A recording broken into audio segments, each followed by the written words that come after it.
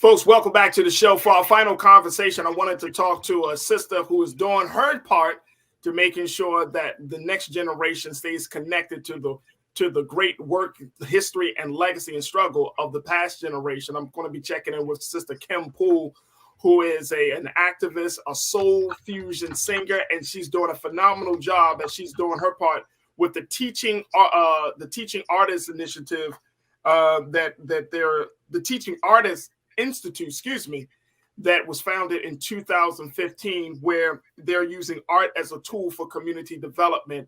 And this year, they are hosting a special project or a special trip where they're asking for young people to be a part of their tour for the Freedom Rides. And so I want to bring my sister in, Kim Poole. She's a teaching artist, soul fusion singer. Kim, thank you so much. It's good to see you after all of these years. How are you today? I'm good, Farajii. When Haki first told me that he reached out to you and asked if I could have this opportunity, I said, Farajii Muhammad from the New Light Leadership Coalition on York Road. Listen, he took me back to high school, like real Baltimore. The poetry slam. I want to let my culture crew know a little bit about the relationship that I have with Kim. Full transparency, y'all. She was in high school when I met this sister, and we were doing leadership training. I was the guy that trained her and so many other young people in Baltimore. Look at this full circle. She's doing the great work of teaching and training other young people using art and exposing them to our history and our struggle. And I'm old as crap. Listen, you're getting better. You are getting better. The melanin doesn't allow you to just, deteriorate. It's that preservation element. So you'll be just fine, love. Don't you worry. I'm telling you, it is so good to see you. First and foremost, let's talk about the Teaching Artists Institute that was founded in 2015, how you guys are using art for community development to talk about history and especially to connect this current generation to the past generation. Give us some details about this effort. Absolutely. So we are engaged in what we call art for social transformation. So what does that mean? Art is everything. In the Teaching Artists Institute, art is not just I sing, but it's not just about music. It's not just about poetry or the traditional mediums. Art is about innovation, creativity, and design thinking, teaching every sector in society how to think with the creativity of the artist class. And so with the Teaching Artists Institute, we're vested in reminding the world from the African worldview that everything is art and everybody all the time. And so this building that I'm sitting in, my home, it is an example of art. And so it also defines the reality of the society, the art forms that we create. And so realigning our cultural trajectory is also a major part of our work in the Teaching Artists Institute. And this is how we engage the general population in our work through our tours. We are engaged in taking history off the page, making it relevant, facilitating intergenerational dialogue. I appreciate it. Like Farajii mentioned, when I met him, I was in high school, he was in college. We were doing that work, but we don't see those intergenerational relationships. I want this year, especially for us to have the elder class to, before they leave this realm, to tell their stories for themselves to the young people that are starting to believe that it never existed. I think that this is a unique time in our history, and using art as that common denominator, as that universal language to help facilitate this dialogue and communication is a part of what the Teaching Artists Institute does. And we do that in 8 countries around the world. So 6 of our countries are located on the continent of Africa. On the West Coast, we're in Ghana, Gambia, Liberia. On the East Coast, we're in Tanzania, we're in Uganda and Kenya. But there's no place like home. I'll never stop doing this work on the home front. Nas, an incredible artist, he said, you can't help other places when you ain't helped home yet. And Baltimore will I'll always be indebted to the leadership and elders of Baltimore. And I'll always come as a servant leader, ready to make sure that the generation behind me receives some of the mentorship and guidance that I did, and that I'm willing to compete with TikTok, and I'm willing to compete with video games. Because let's face it, some of these classes and these classrooms and these schools, they are irrelevant. They're culturally irrelevant. They're incompetent. They aren't prepared to engage our young people. And so I specialize in using my art to make engaging opportunities for our young people, make it incentivized so that they see the value in our culture and enjoy their time with us, learning about the history of their people. This is fascinating, and this is so necessary, Kim. Six continents, you're doing work all over the world and making sure that, you know, even for Black folks and Black children in Baltimore are still getting the full experience and benefit of this. Talk to us a little bit about what can these students, when you say these freedom rides, we know that historically, and this is coming from the civil rights movement, that freedom ride encompassed a lot of different areas. So what areas does this freedom ride project cover? Well, you know that May 4th, 1961, CORE, they took the first freedom ride out of Washington, D.C. And so our freedom ride, in the same vein, starts in Washington, D.C., even though we will be picking up young people in Baltimore. We've partnered with the Y of Central Maryland to sponsor at least 30 of them for this year on the bus. But we will also start in Washington, D.C. at the MLK Monument. Of course, we'll walk across the mall, talk about the March on Washington. They're having their anniversary this year, and then we'll head to our own museum, the Smithsonian.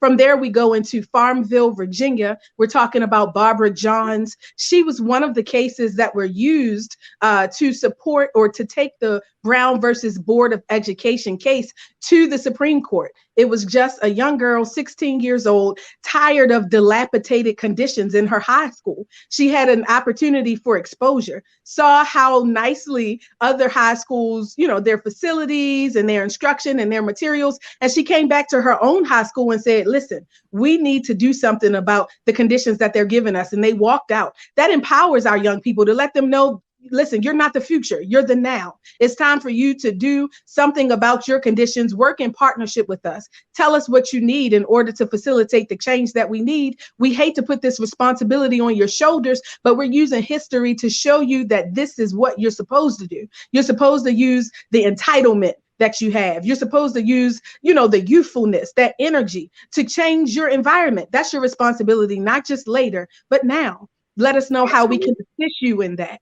So from Virginia, we go down into Greensboro, North Carolina, and we talk about the sit-in movement with those four gentlemen that, you know, sit in at Woolworth and said that, listen, I'm going to eat at this lunch counter today. And they did that. And they also put a lot of energy and fire. So we bring in the college, the HBCU discussion. From there, we go into the Mecca, down into Atlanta, Georgia. But while in Atlanta, Georgia, we talk about the international influence that the civil rights movement had. A lot of people tell us that the civil rights movement was history, it's back then, and most importantly, it's just our story, Black people here in this country. But our story influenced the world. And we need young people to know that they do have a culture, that, you know, they tell us you don't have a flag, you don't have a language, you people don't have a culture. But as I travel around the world, I see hip hop. You know, in Africa, they're wearing Timberland boots. And I wonder, it's 90 degrees outside for Farajii, and they are wearing Timberland boots. And that's just like America then. That's just like America. Yes. Why? Yes. My brothers and sisters, why? Why? And it's because our culture is influencing the world through our music and our food taste. And, you know, I listened to Mike Imhotep before me, and, you know, I love watermelon. I got to tell you, I don't know if Aaron Mark was wrong. That's not my conversation today. But I will say that our culture has influenced the world. And so while we're in Atlanta on the Freedom Rides tour, we talk about that. We talk about Kwame Nkrumah, how he went to school in Philadelphia during the civil rights movement. And then he decided after that experience, he would go back to Ghana and use that empowerment to emancipate Ghana, the first country in Africa free from colonial rule. We look at Fela Kuti, another artist after my own heart. And he heard that rhythm from James Brown. I'm Black and I'm proud. He listened to the music from us and our own description of our experience. And he empowered himself and then went back to Nigeria and said, listen, we're going to use music, zombie, oh, zombie, to emancipate Nigeria from a police state. I mean, Miriam Makeba, she married, Stokely Carmichael from SNCC. And so we in Atlanta, we illuminate some of these relationships and the influence that we had, not just in Africa, but in China, in Tiananmen Square, when they protested and rest in peace, lost their lives. We look at how they brought down the Great Wall, the Berlin Wall. So the civil rights movement has had an international influence. And so it's important that we understand that's our culture, that's ours. Holding America accountable to its projected ideals has in turn influenced the world to take a step up, right? To be a representative of the standard they say that they believe in. And so human rights and civil rights all in one. Hey, really quickly, we got a couple of moments left, but Kim, this tour sounds absolutely amazing, super necessary, and not even just for young people. Hell, it might be necessary to do a freedom ride for adults as well, because so many of us, we don't know that history, not because we don't want to know, but because we just haven't been exposed to the opportunities such as this to learn that history. And my brother, Willie Frazier, one of my online culture crew members, he said, "Great job, Queen Kim. Question, what are your feelings on the attack of teaching Black history? Also, how are you combating this if you're running into conflict?" So we got about 30 seconds. But what do you make of this attack on our history, whether it's coming from Florida, Alabama, or some other state, or from political leadership that says, you know what, there's certain elements of Black history that we don't need to teach? So first, I want to say, Farajii, we're facilitating intergenerational dialogue. In the African worldview, the classroom was always intergenerational. So it's definitely for adults. We're educating youth, but we're also educating families. We want you to go on this experience with your family. Bring your grandmother. And, you learning about Harriet Tubman, or you're learning about James Farmer, or somebody on the Freedom Rides Trail. But what is your great grandmother's name? What is your own history? So we're very vested in making sure that that's also a part of this dialogue. When it comes to them teaching our history, that's our job. We will teach our history. We will educate our families. We will educate our communities. Get out of our way. Give us the funding, because we pay tax dollars. I'm not asking you to educate our young people. I'm asking you to get out of our way and stop taking our resources and using them. And I'm asking other Black people to help us advocate so that we can decide what happens with our tax dollars in our school system for our learners. And so, the guys down in Florida and the ones, this is nothing new. History is repeating itself. And when you know your history, you understand this has always been the case. We have to focus on building strong institutions so that we can begin to curate our own story and narrative. There it is. There it is. Look, Kim Poole, I truly appreciate you. It is so good to reconnect with you. How can people get more information about the Freedom Ride? What is the website or the social media that folks can follow? Please follow us on social media. I am so bad at social media. It's like homework. I said I wasn't born in this generation, but please follow us, facebook.com/teaching artists, one word.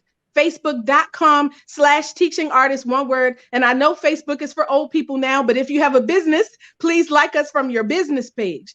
Facebook.com/teaching artists, one word. And I am accessible. I'm not up here on a platform. Call me on the phone. Send a text message first. I don't check voicemails anymore. 443-739-0941. And listen, we're willing to sponsor elders that were alive during the civil rights movement that will come with us to help tell this story and narrate it. So if you are an elder that was alive and active during the civil rights movement and you're vested in helping your story stay alive, please contact us. Call me, find a Facebook page, send a message, because we'll pay for your expenses. Please let us know.